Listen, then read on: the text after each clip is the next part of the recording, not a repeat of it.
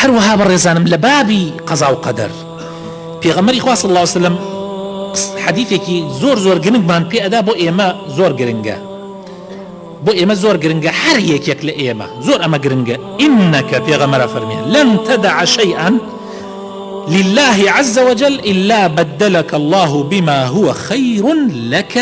منه زۆر گرنگە ئەم حەدیثە تۆ هەر شتێک لەبەر خاتری خوا وازی لێ بێرە لەبەر خاتری خوا خۆشەویستەکان گەنجە جوانەکان با لە ئێوە دەست پێ بکەن تۆ هەر کارێک ها لە بەردەستە ئەزانی حرامە لەبەری خاتری خوا وازی لێ بێرە بەس لەبەر خوا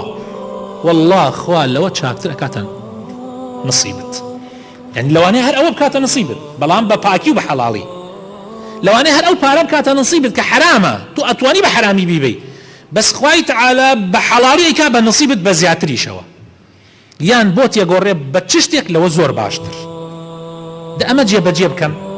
و تاقی بکەنەوە زۆرتان لەوانەیە لەبەر خاتری خوا زانوت ئێمە حرام وازی لێ هاوردووە لەوە دواخوا بۆی تعویز کردووە زۆر بەوە لەوە چاکتر هەر کەسێ حەز لە لیقای خوا بکە خوا حەز لە لیقایەکە